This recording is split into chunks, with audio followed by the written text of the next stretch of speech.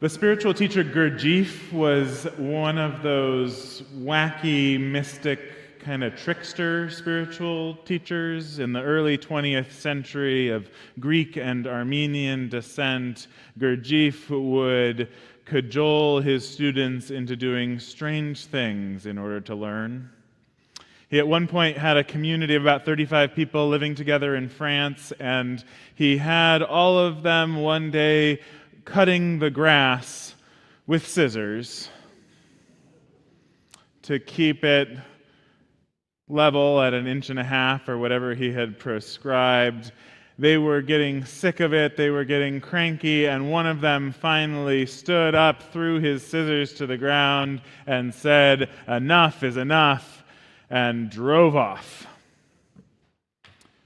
When Gurdjieff's assistant told him what had happened, Gurdjieff got a look of shock in his face, hopped into his own car, and drove after the man. He brought him back, and everyone was so disappointed.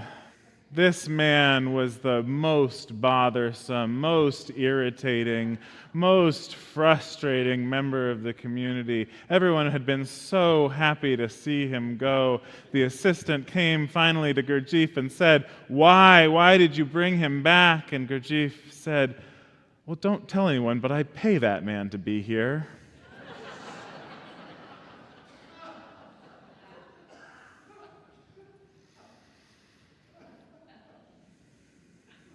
Do-overs. Sometimes we long for them, sometimes we get them whether we want them or not. Sometimes the universe provides us over and over again with the opportunities we need to grow. AFGOs, I've heard them called. Another effing growth opportunity.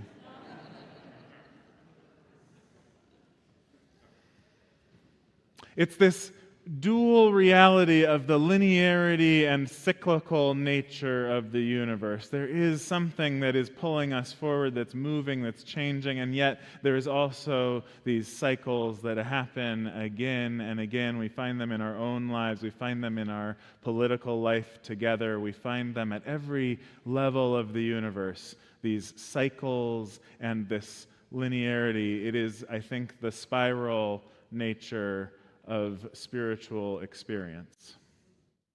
Endless opportunities to come again and again to the same themes, the same challenges, to face them once more in new light, from a new vantage point. Sometimes they're the littlest things, our do-overs. In the games Henry and I play, and we play a game over breakfast most mornings before school. Henry gets endless do-overs. It's one of the many ways we balance things to keep our game playing fair and fun. I don't take any do-overs. But then when I get to the pickleball court,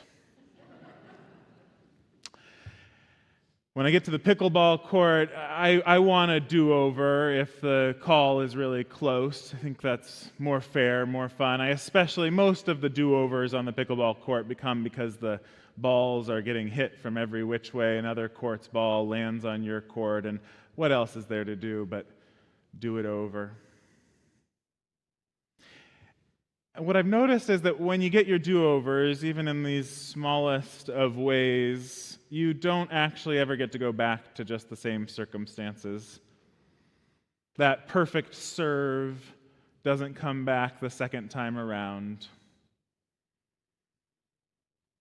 When the newspaper makes a correction or a scientific paper is forced to make a retraction, there is a quality of do-over, but the ripples have begun. The misinformation has spread. There's no taking that back. This is the challenging nature of a do-over. We get them, but it's never exactly the way we want it. I remember the very first day that I had a driver's license. I was learning how to drive in a minivan, and I backed that minivan right into a car across the street. And I was so ashamed. I was so full of shame. I was distracted by my little, we didn't even have smartphones then, it was just a little Nokia brick phone. I'm sure it had distracted me somehow, and I backed in, and so I didn't want to take any responsibility for it. 16 years old, I shut it all down. I imagined, I didn't see what happened. Lied about it that night to my parents. These moments of intense challenge, of breaking. All we want is a chance to do it over, and yet the universe says there is a process here. There is a necessity of repair. We did repair that car that was broken, and because of the unequal distribution of do-overs in this world, I got to keep driving. That wouldn't have been the case for anyone making that mistake. But every religious tradition does point to this common truth: we all need do-overs. We all, no matter who we are, what our social location is, we all screw up and we all need do-overs. I think of that story of King Midas. Could turn it all to gold, the very top of the world. And yet, when he accidentally touches his daughter to comfort her over losing the beautiful flowers that he's already touched, she too turns to gold. Oh, what he would do for a do-over.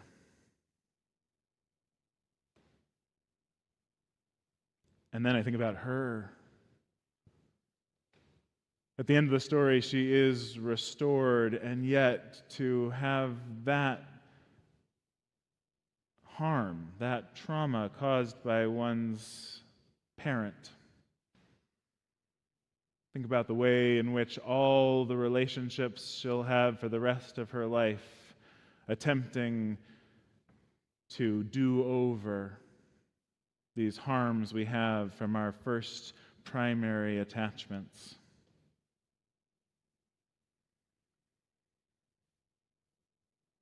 A never-ending series of excruciating do-overs, each gleaming with a chance at redemption, an excruciating redemption.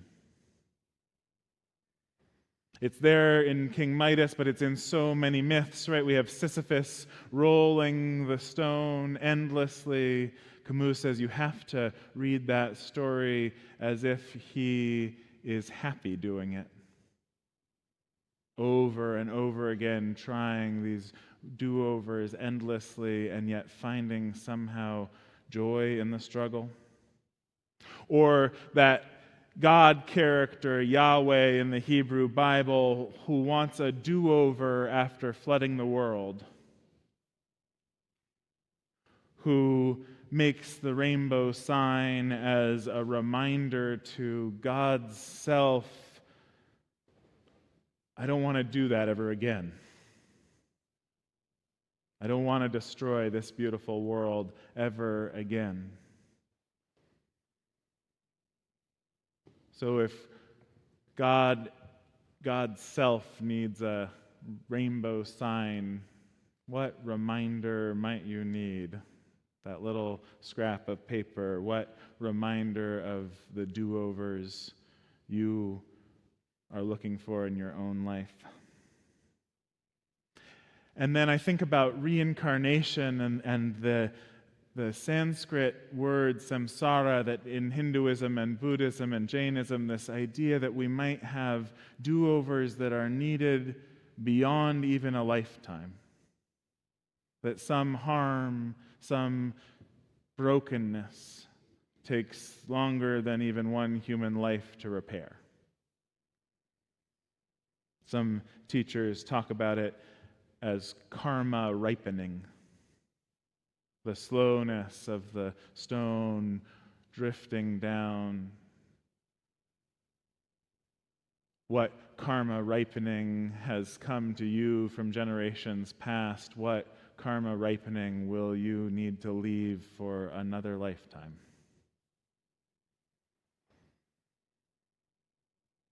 And I thought about it this month with Charlie Kirk's memorial service and the stark contrast of Erica Kirk offering her forgiveness to the man who shot and killed her husband, and the president, of course, not.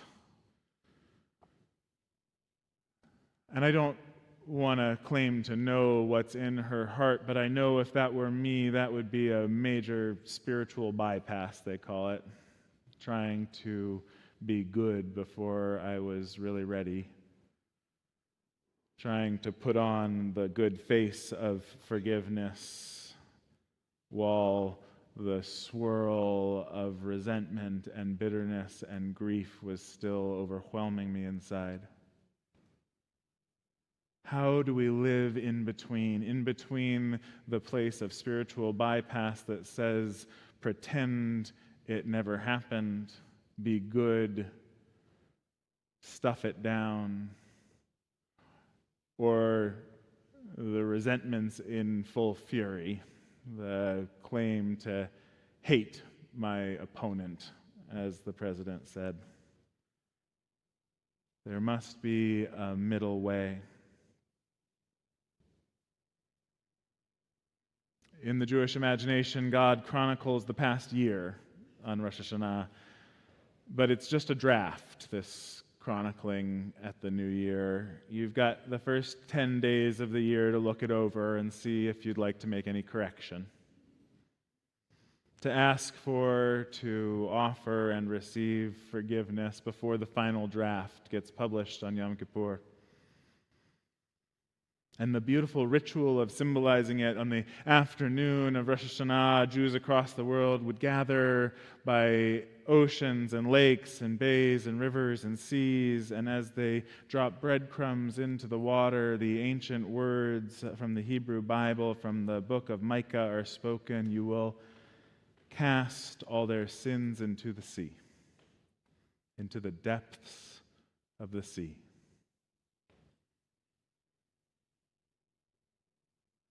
And I remember growing up standing at the altar at my Unitarian Universalist church, and on the other side of the table, the compassionate eyes of an adult in my church offering a loving reassurance. In our hands, we held the broken bits and pieces of the bread of life, and these breadcrumbs, they had come to represent all those resentments, all those broken moments of the year behind. The disappointments, the flares of anger, the acts of bitterness and spite, the times of shortcoming, of failing to act, of neglected commitments, of distraction and preoccupation. We held them in our palms, almost weightless. Turned our hands over and dropped the breadcrumbs into the vase of water, sprinkling like so many moments. And we let the eye contact linger and felt the possibility of forgiveness. Maybe not a fait accompli, but a spark of possibility. And within moments, they'd soften and dissolve. They'd be held by the waters now, held in our planet's vast cycling and recycling of matter, held by something so much greater than our own hands. And our empty hands now free and light, ready for a new year. In Mary Zimmerman's version of that Midas story from her play Metamorphoses, which I hope you'll come see here, the blessing, the curse, the call to King Midas is this: walk as far as the ends of the earth. Look for a pool of water that reflects the stars at night. Wash your hands in it, and there is a chance that everything will be restored. A Kol Nidra. This is the traditional kind of prayer for Yom Kippur, a Kol Nidre from Mark Bellatini. Let's set it all down, you and me. The disappointments, little and large, the frustrations, let's open our fists and drop them. The useless waiting, the obsession with what we cannot have, the focus on foolish things, the pinwheeling worry which wears us out, the fretting, let's throw them down. The comparisons of ourselves with others, the competition, as if domination was the best name we could give to God. The cynical assumptions, the unspoken shelved anger, let's toss them. The inarticulate suspicions, the self-doubt, the preemptive self-dumping, the numbing bouts of self-pity, let's sink them all like stones. Let's, like stones in the pool of this gift of silence, let's drop them like hot rocks into the cool silence. And when they're gone, let's lay back gently and float on the calm surface of the silence. Let's be supported in this still cradle of the world, newborn, ready for anything. May it be so, and amen.